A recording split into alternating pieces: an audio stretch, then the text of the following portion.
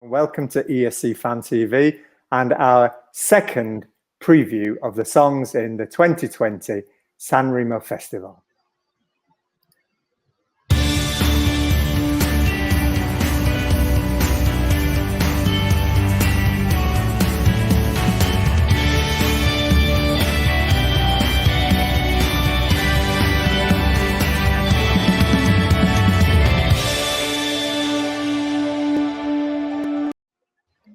Yes, hello and welcome back. Welcome to my two guests. Donna Sluggett. Hello, Donna. Hello, everyone. Are you looking forward to San Remo week? It's the biggest week of the year for some. It's been a bit tiring already, but yeah, I'm really looking forward to it. Much more to come. Bring it on. Absolutely. Tristan, hello. Thank you for joining us once again. Hello there. Yep. Looking forward to this. Have you been able to catch up on your sleep? I have, yes. I've just actually got up, to be honest. Have you? Nice yeah. for some. Yeah. Okay, so we're going to take the second half of the songs 12 to 24, in the order that they perform.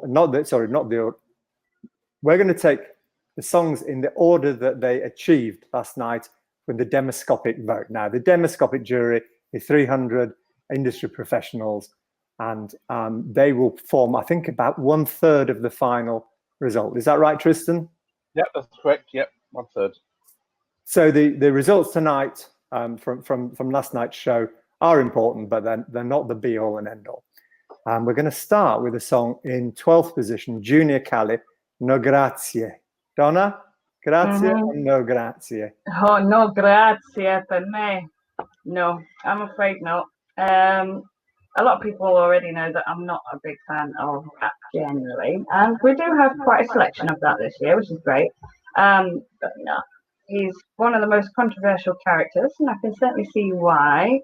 San Remo is notorious for some controversy every single year, and he seems to have got the honour this year. Some of his lyrics of previous songs he's released caused a lot of contention with misogynistic lyrics, and people were concerned that putting a person like him in this contest might actually showcase him a bit too much, especially for the younger audiences that might go, "Oh, I like that music, let's go and put what it is," and take the lyrics the wrong way. So Not yeah. for you. Tristan, well, he came last, so do you think that might have worked in any way, Tristan, or I'm pretty sure. I'm pretty sure because that counts as a third. I'm pretty sure that hopefully we've seen we haven't seen the end of him. We'll see him the next 3 nights, but he's or rather the next 2 nights. But it's I'm glad he came last. It wasn't. I mean, the song was okay, but obviously the lyrics I didn't really catch. But knowing his previous back catalogue, lots of misogyny. It being that this year it was all about women empowerment and the Me Too, all that sort of stuff. It just didn't seem right that he was taking part anyway. But he argued, or there were some people who were arguing that in the past there has been misogyny at the San Remo in songs, so it would be unfair to exclude him on that basis. Which I think is a ridiculous argument because times move on. We all think that he got the result he deserved. He did. In 11th place, it was another rap song. Now, I really liked this. I thought this was one of the best songs of the night. Tristan, and what did you think? In the 11th, can you just remind me? I've got the list. Oh yes, I'm sorry. It was Rancore and Eden. Oh, absolutely. Yeah, that was far better. I really liked the beat. It was a really nice beat. And it was good that he was in it. He was in the show last year, but he was in the duets, I believe. Okay. And I think he was with. Sorry, I'm just Daniele trying to. Silvestri, wasn't it? Sorry, which one? Daniele Silvestri. Yeah, it's the one. Yeah. Yeah. I'm sorry, I just threw me there because I was expecting you to read that other one. I'm just going to get the list. in front of me, so I know who you're going to be coming to next. Right, Donna, you're not a big fan of rap, as you said. Yeah. How would you compare this song to the song that No Grazie? Oh, infinitely better, actually. I've listened to it a couple of times more since the actual live show last night. And the lyrics are really nice. He does a fantastic performance, actually. It builds quite nicely. And I could see this doing better, but he should have got a bit more in the way of votes. He shouldn't have got that low. Okay, so I wonder who you would have scored lower. In 10th place, Elettra Lamborghini. There always seems to be one person in the San Remo contest, and you think, why is she there? And it nearly always is a she. What do we think, Donna? Oh, well, okay, coming to me first. Yes, well, the outfit, it's great. And I didn't expect anything less, really, apart from maybe Akili wearing that instead. She didn't really move. She didn't really engage with the audience. She sounded out of tune at times, and the lyrics really are not very impressive. Yeah, a total bomb for me. Tristan? Yeah, I mean, it's definitely who it's. I mean, she's the granddaughter of the person, well, of Lamborghini. She's going to pick up quite a lot of televotes, I imagine, because she is a celebrity. She's been on Celebrity Big Brother in Italy. She's even been on English television in Geordie Shore. You may remember her. But she's always in the media. She's going out with Afrojack at the moment. They got engaged just at Christmas, last Christmas. So she is going to pick up quite a few televotes, I imagine, but probably nowhere near enough to make any proper indent on Saturday night. It was a bit of fluff. It was fun, but it was a bit of fluff. And just finishing just after Elettra was Enrico Nigliotti. Donna, you'll put me right if my pronunciation goes adrift. Bacchiamo adesso. And listen, I'd written down forgettable no matter how many times you listen to it. And I've listened to it 3 times. And I can't remember a thing about it. Oh, I suppose of the chorus is actually the most memorable part, unfortunately. Yes, he's a lovely guy, but and I do feel this sounds a lot better than last year's entry that he had, Nona Hollywood. But no, still, I wanted to hope more for this one, but not as impressive. Tristan, do you have anything good to say about it, or bad? Not particularly. I mean, it was like he looked great. It was a fairly good song. I haven't got very much to say about it, to be honest. Okay, moving on then. In 8th place, Paolo Iannacchi, Voglio parlarti adesso. I don't know whether that came over okay. I thought it was a lovely nostalgic sound, and the orchestra really made the song sing. It is one of those songs, there's always one or two like this in San Remo. You go, oh, that's absolutely gorgeous, but it'll finish maybe 10th or 11th on the night. What do you think, Donna? Yeah, I think he's probably a mid-tabler, which is a shame. It's a lovely song.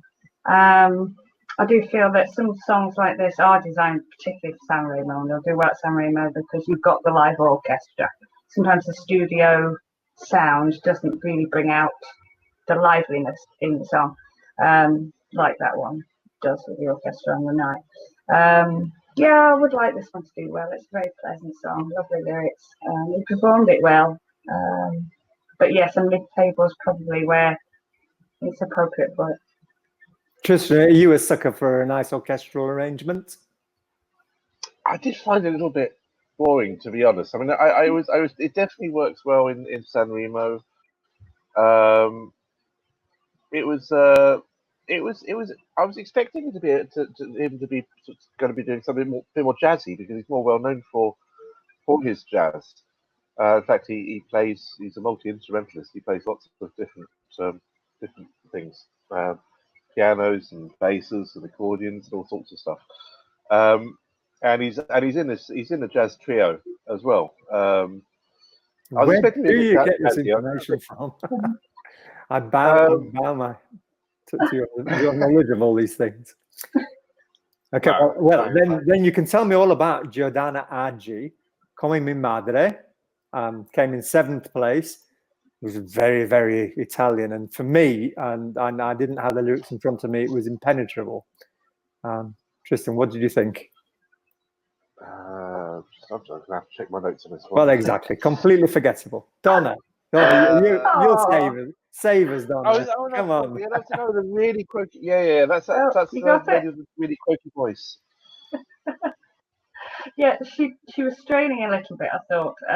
She has a lovely sound, and she came second in Amici for a reason this last year.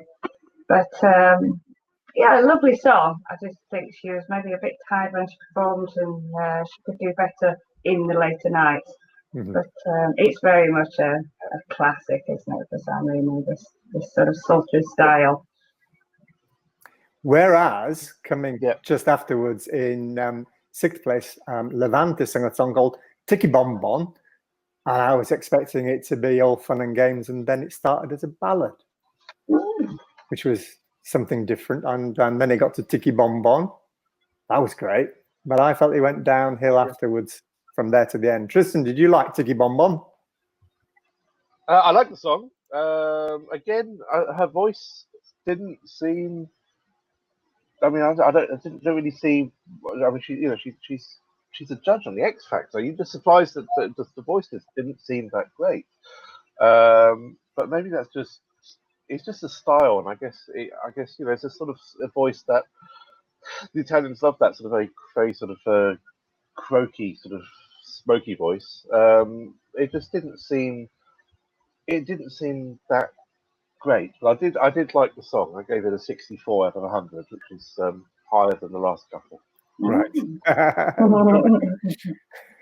Donna, are you familiar with Levante as a singer? Not so much. I've heard some of her more popular songs, let's say, but I don't know a lot about her background. She seemed quite good on the night, and again, I've watched her performance a couple of times more. Fantastic shoes, by the way. I had never actually heard anything like that. They're just amazing. Get accurate in those heels. Yeah, her performance comes out, and she did what Electra could not do. Electra just stood there, wiggled her bum, and that was it. And she at least engaged with the audience, moved around a bit. She got dynamic. So, yeah. She needs perhaps a little bit of work towards the end of the week to get a higher result, but it was a fair result, I think she got. One place higher was Michele Zarillo, Nell'estasi o nel fango. Now, he was wiggling his bum. This was a big stadium rock song, which I imagine, Donna, would be right up your street. Oh, I'm a sucker for a big rock song, definitely. Especially a big arena sound. I did enjoy it, yes. I was pleasantly surprised, because it's not a sound I think he normally would go for. Mm-hmm. So, yeah, pleasantly surprised by that one. Tristan, how do you think this will go down at Eurovision, were it to get there? I think it was quite well. I was really impressed by the orchestra as well on this song. I just thought it didn't sound like it was. It sounded non-orchestral instrument. Tristan, I'm sorry. I'm just going to mute your mic for a moment because we're losing sound. I mean, you're coming from a long way away, Timbuktu, but the microphone's gone a little bit. So we'll give it a moment to recover, and we will, in the meantime, carry on with the song in 4th place. Now, Tosca. Mm-hmm. I was only added to the competition at the very last moment. She wasn't in the original lineup. I'm just singing a song called O Amati Tutto. If you close your eyes, you could imagine Mia Martini singing this song. I thought it was absolutely stunning. Donna, what was your take on this? She had a really beautiful voice, actually, and it was so well presented, just classically with her own piano. You could imagine just being there in a lounge bar and letting it drift over you. Perfect for this competition. definitely. And I'm not surprised she's got fourth place. I thought she'd do higher, actually. So did I. Telescopic demographically. But yeah, it's a lovely song. Tris, did this do anything for you? I was sure very fast that it's important. Yeah, I mean, it's very old-fashioned, but it's very competent and beautiful. It's so special. I thought I was surprised. I was very surprised by the eventual win. That's what we'll get onto. I thought it would do better now. Probably. And we're having again just one or two problems with Tristan. Yeah, I thought this should have won last night. I thought it should go on to win San Remo, and I think it would be a potential winner of Eurovision. It reminded me of the feel I got from Salvador Sobral. Maybe yeah. you can't go there twice. Hello, Tristan, are you back? Can you hear me? Okay. I can hear you fine now. And listen, tell us about Ringo Starr. Okay. Pinguini Tattici Nucleare came third last night. Oh, yeah, so I thought you which was fantastic. I was really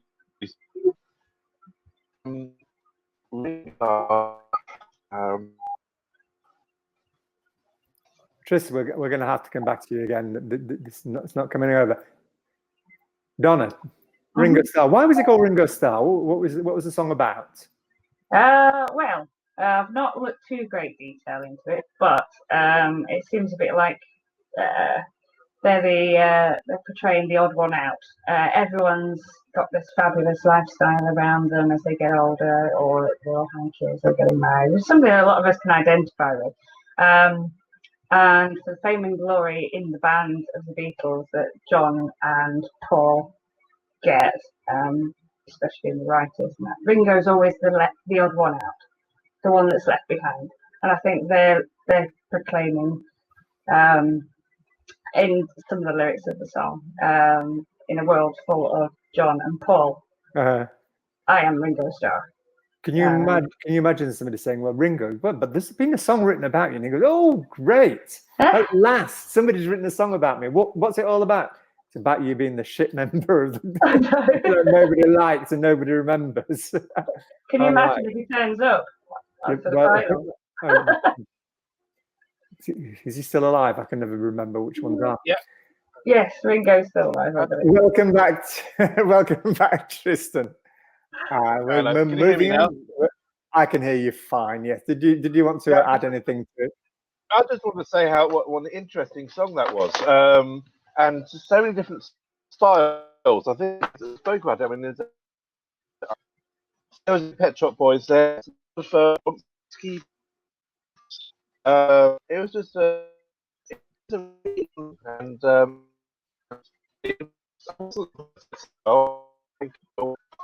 could not be a dark horse. Donna, can you hear what Tristan's saying? I think we're talking about Piero Pelù now, are we? Well, I think he was just talking about the Penguins, but it has a really modern feel to it. Certainly, at least like a Disco 2000 style feel. Achilles was, but this one also had that presence, I think. One pop kind of vibrant, and they were really fun on stage as well. They really filled that stage and interacted well with the audience. So. Do you know, I thought this would have been the perfect song for Francesco Gabbani. Yeah. I think he would have sold it. I mean, not to say that Piero didn't do a good job. He did a really good job. But I think Francesco would have given his eye teeth for this song. Whereas he won the night, but how? Well, certainly not as vibrant as it has been in the past. It's quite a moving little love song, actually. Still had some quirky moments with the whistling as well, but definitely not as catchy I think is certainly some of his previous songs last year and his previous Eurovision winner. He brought a little bit of his dad dancing to it. And as you say, the whistling. I mean, the song is dead down the middle of the widest road. You couldn't get more middle of the road. He obviously knows his audience. Yeah. But Francesco, has his mother been feeding too many pizzas in the last 3 years? He used to have quite a look about him, and now he's turning into a rather He's sad, a rather ample person. Well, he's kind of been in hiding a bit, hasn't he, in the last couple of years, and came back with a bang earlier last year, and some of the great summer sounds. And I believe he's got an album due out on the 14th of February. So yeah. So but I was stunned. I thought he was fantastic in San Remo when his first outing with the song Amen. I really, really liked him the second time, but I think he was lucky to have won San Remo in 2017. And that was on the basis that he did great performances at the beginning of the week, tailed off, and by the final, that wasn't a winning performance. I think he won on the back of his early attempt. So maybe that's why he's not doing the all singing, all dancing and just concentrating on the music. Tristan, did you enjoy it? No, I didn't really enjoy it at all. And were you disappointed, or were you not a fan in the first place? I wasn't a fan at all. And I didn't mind. No, I didn't mind that Occidente Italia Scama. Although I was surprised that it was so hyped before going in, and I wasn't surprised that it didn't win, even though the bookies were saying it would win for about two months this Eurovision. I really didn't think much of last night's song. I just thought it was very pedestrian. So I was very surprised that it did so well, and I'm pretty sure it won't finish winner. Well, and if it does win, I don't think he'll go to Eurovision either. No? Why do you think he would refuse the offer? I think he was so hyped last time that anything but a victory would have been a huge disappointment, and he probably doesn't want to go through that again, I would have thought. Whereas if Rafael Gualazzi were to win San Remo, I think he'd quite relish the opportunity of doing so well but just missing out and defying all expectations and ending up second or whatever he was. So he'd actually be really keen, I think, on trying to win Eurovision. So as we go into Friday's second round of performances, Rafael is in 14th place. Now, to go from 14th to first will be quite an achievement. Donna, do you think Rafael could make it to Eurovision this year? I'd like to think he could, but it's a bit too low down the table now, I think, to really come back with such force that he's going to need to win this. There's still an option, though, particularly if he doesn't win this contest and the person that wins or group that wins rejects the offer to go to Eurovision. There's still hope, but I can't see him winning the overall contest. Right. So, going into Friday, Francesco Gabbani is in first position. La Vibrazione from the first night is in second position. Piero Pelù is in third. Pinguini in fourth. And we have to go right down to the fifth place for Elodie. Came into the competition as the favourite, singing Mahmoud's song. How do you feel about the song, where it stands, and what do you think it might do the rest of the week? Donna? She's still in a pretty good spot, and if she can maybe do a tiny bit of restaging, she doesn't need to do too much. If she keeps up with the pace of her performance that she did on the first night, then she still stands a good chance. She's in a good spot as well, which could do well. We've still got press votes and things to go as well. So. True. So I heard the song on the radio this morning in an Italian cafe down the road, and I thought, when it gets to the dance part, it's a real banger. It's great. Just needs to get there a bit sooner for a competition song. Would be my thoughts on that. Tristan? Yes, it is. I still think Andromeda is going to possibly win. She's only 5th overall, Elodie. I think that's easy to beat. I think it'll be between her and Pinguini Tatticino-Chiari now, because Tosca is just too far down. I mean, well, she's 8th, but I don't think she's going to make up enough time. So I think it'll be between the Penguins and Elodie. Okay, 8th position is where Mahmoud was at the end of the first night last year. So it obviously can be done. Just depends on the way that the singers are performing later in the week and the audience, because the audience on Saturday will be a lot bigger, presumably, than the audience on a Tuesday and Wednesday night. Who do you think is going to be sorry, go on. I think they got about 14 million last night. 14 million. Wow. I will check that. That's a good start. Who's going to be 12,841,000 last night. Yeah, the BBC would be delighted with an audience of that size. Who do you think might be a shock to get into the final 3? If there was to be a shock, who would that be? Donna? Oh, there's plenty of candidates. The shock I would love to be in the final is Achille Lauro. Definitely. The more I listen to that song, the more it's an absolute banger when it gets going. It really is. It's still got a kind of pulp feel to it in the middle of it, and yeah, a little bit extra on the staging that could do really well. So cross fingers, you never know. Tristan, who would you be surprised but pleased to see? Pleased to see what? Sorry. In the final 3 on Saturday night, who would you be surprised but pleased to see in the final 3? Well, I would normally have said that I'd be delighted to see Tosca in the final 3, but now I'd have to be surprised to see her in the final 3 because she only came 8th overall. Yeah. So I'd say Tosca. I'd be delighted also to see Pinguini and Elodie, obviously. So those are my 3. Tosca is the one I'd be most surprised now to see there. None of us have mentioned the song sitting in second place as we go in from Le Vibrazione. What do we think?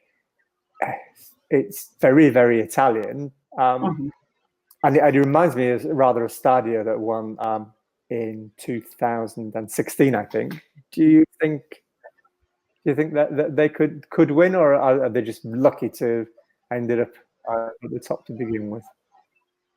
I mean, I think they did quite well. I liked it. I think the fact they had sign language on stage was a very nice and clever move because this year's all about inclusivity and everything. And they were the only ones to actually have sign languages on stage. I know that the other Italian channels got it all signed, the whole show. I think that would have ticked a lot of boxes for the demoscopic jury, but I don't know whether that's going to translate into the televote as easily. Okay, listen, we've come to the end of our half hour. Thank you both so very, very much for joining me and sharing your thoughts on the song. As we go into Friday night, we're going to be listening to all 24 songs again, and we'll find out where they sit for the final. We'll be hearing them all again on Saturday. We may be the only ones left standing by then. And hopefully you'll all join us again after the competition is finished when we tell you how right or how wrong we were. Oh, yeah. So good luck to the guy in pole position. It's our alumni from Eurovision, Francesco Gabbani. Thank you very much to Donna. Thank you. Thank you to Tristan. Thank you. ESC Fan TV. Join us on YouTube. Join us on all the social media platforms. We're here until Eurovision's finished. And then we start again with Retrovision, looking at contests of the past. So plenty to keep you entertained. Thank you very much for joining us.